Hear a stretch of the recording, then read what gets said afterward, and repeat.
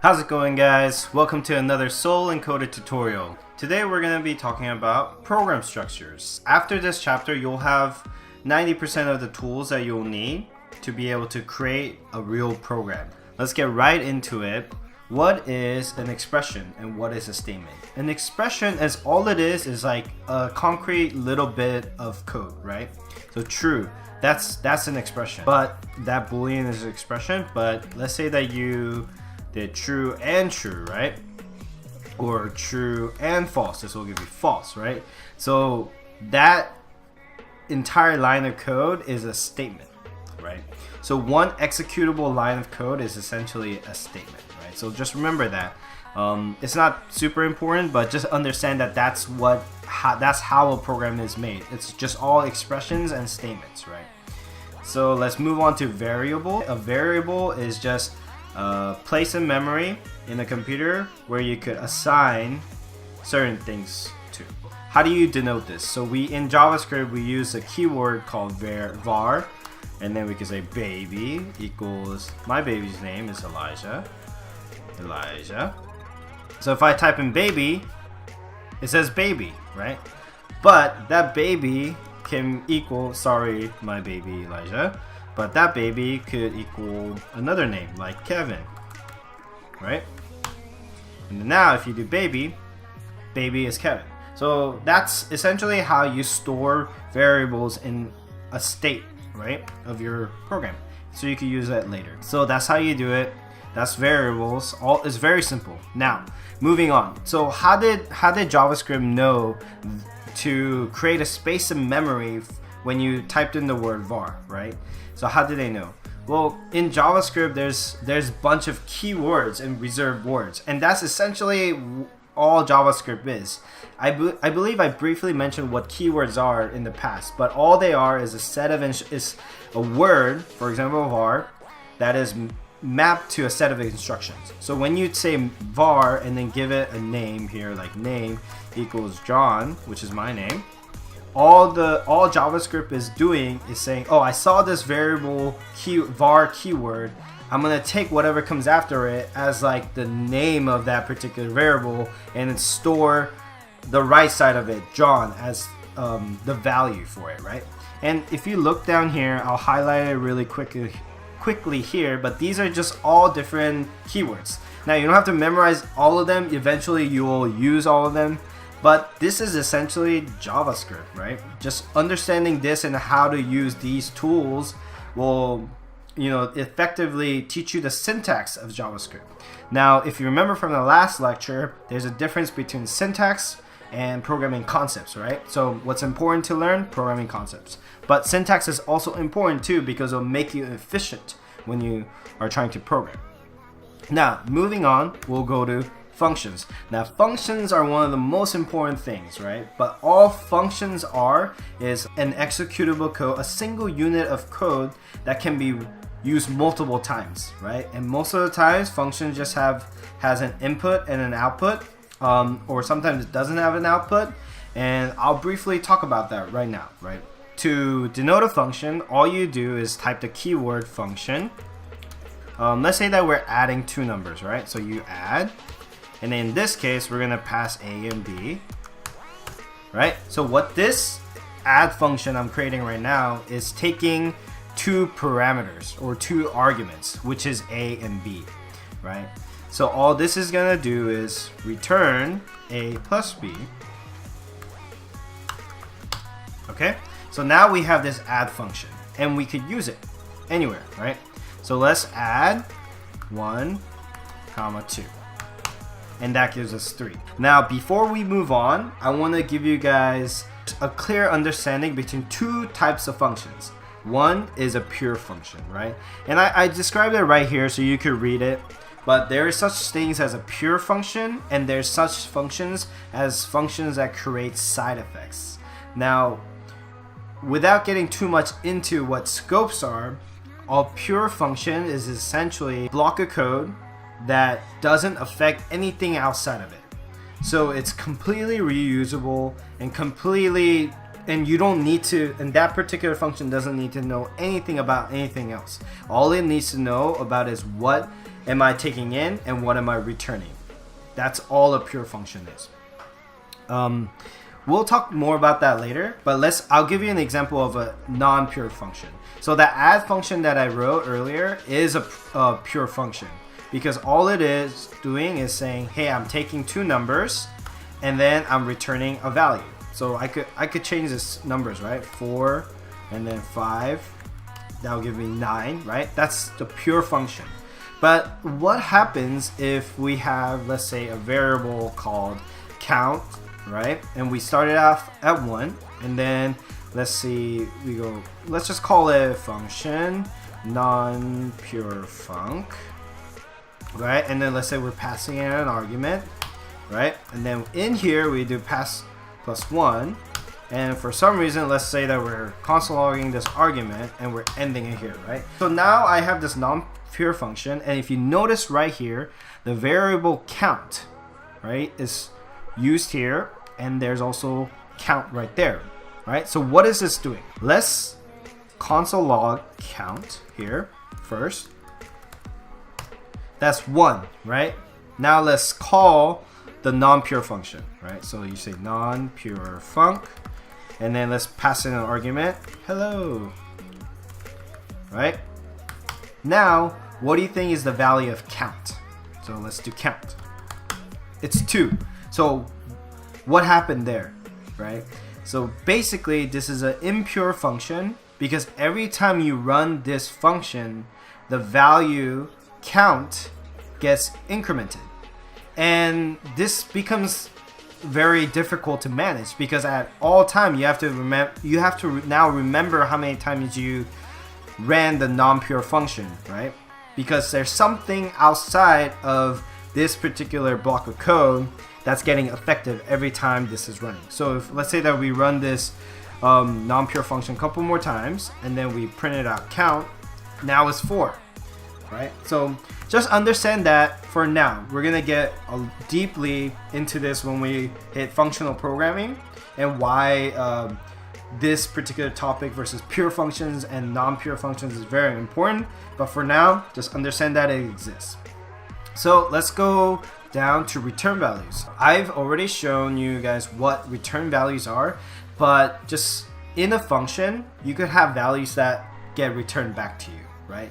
As you saw in that add function that we created earlier, it returns 3, right? So if you remember, so let's create a minus function right now, right? The function minus, and we'll take an argument, argument A and B, and then we'll return. So return is also another keyword, and all return does is when this function is invoked, it will take that value that's on the right side of return and then make that value available or return that value available to the place that it was invoked on, right? So we'll say A minus B. And one thing you want to notice is here I'm doing it this way, like this, inline return, but you could also do something like this. So you could say var minus equals A minus B, right? And here, basically, I'm assigning the minus value into here, and then I could return minus. So minus. So you could do things like that. So when we call this function minus 5 minus 4, this will give us 1. So let's move on to the next part of the lecture, which is control flows. When you start using control flows, that's when you'll start feeling like you're a programmer, right? Because this is where all the logic happens. The first one is called conditional execution. And what that means is like we usually do conditional execution with an if and an else and an else if. Imagine if you're going in a road and then there's like different paths, right? And then if you happen to be named John, go this way, or etc., right? Else go that way. So that's all it is. So let's do a simple example with age, right? Like we all like to drink. I have this quick example. Let's paste it in. So what is this? Var age equals 21. So first I'm setting the variable age to 21. If this particular person happens to be 21, then the system will console log welcome to the bar. Else console log, you are too young to come in, right? So it says welcome to the bar. So what would have happened if I changed this age to 18 per se, right? And then we copy the page to this section again. It says you are too young to come in, right? So that's just a very quick example of conditional statements. Now, so let's move on to doing some loops, the loop-de-loops. We have while and do loops. We also have for loops, so we'll get to that. But basically, for while loops, all you have to do is you have a condition that needs to be met, and then until that condition is met, the program will endlessly execute your code until, or we say while, that condition is not met, right? Let's write this while loop, right? For count equals 0, and be careful right here, while count is less than equal to 10, console log, the count is, and then we could say count, don't forget your end brackets, end quotation, single quotes there, and then count plus equal 1. Now, what count plus equal 1 is, all it is you're saying take the count variable here, right there, and then you're saying plus, equals, so you're reassigning it, and you're saying count plus 1. That's all that is. But shorthand is you could do count plus equal 1, or you could actually do plus plus. But I prefer plus equals 1. So, and when I do this, it'll execute this particular block of code 10 times, or it should. So, that's while loops. Now, do while loops is essentially the same thing as while loops, but all it does is it executes, it basically guarantees the execution of at least one iteration of the while loop, right? So you can look up do loops. Do loops is very easy. So for loops, what's for loops? So let me quickly write a for loop. For loop is essentially when you know exactly what the condition you want to meet is, right? So usually it's like, I want to do this 5 times or X amount of times and then get out of it. So you know exactly the amount of times you want to iterate over it, right? So you could do something like I equals 0, I is less than 10, I plus plus. If you remember earlier, I say I plus plus is just another way to do, I iteration, so add to I. So you could do that, and then we could console log. Very similar to the while loop, the count is, and then here I'm saying I. So the I, because the I is getting iterated over and over and over again, if I want to print what the number is, and I just print I, right?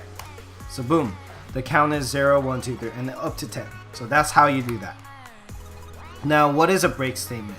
Break statements are necessary because sometimes you want to get out of a loop, right? You don't want to run forever, or there's some specific case that you need to watch out for, and if that happens, you have to break out of there. Let's copy this example right here. So if you look at this example, all it is the same for loop that we wrote before, but we have a conditional right here. If I is equal to 5, then we break out of there. So if that condition is met, we'll break. So when we execute this, we'll only go up to 5, because after the break, this for loop is no longer valid essentially, and we're out of that statement. So the next thing is switch statements. Switch statements is very similar to if and else if statements. It's mainly used when there is many different possibilities for a single value. So let's say that like weather is a very common thing that you would use for switch statements, because there's a certain number of things. It could be like rainy, hazy, sunny, gloomy, but there is not an endless amount of them, right? So, but there's a lot. There's like 10, 15 different types of weathers, right? And you could even go down even more. But basically, if you have something like that, think about using a switch statement. But it serves a very similar purpose as an if statement. All it is like you're going in a line, and then there's like different branches that you could go to based on certain things. So in the example that I created, I'll print it right here. So in here, I've assigned a value called mood. So mood is I'm happy today, right? So that's up here. And then you use the keyword switch, and then you put the condition that you're checking against, which is mood right here, the value here. And I'm saying here, in case is happy, print this. And for one thing for switch statements is after every case statement, you want to break out, or because if not, it will continue going through each of the case statements. And then and also last thing for switch statements, you have to provide a default. And what a default is, if it goes through the entire switch statement and there's nothing that matches, that's the last thing. It's very similar to the else statement in the if-else statement.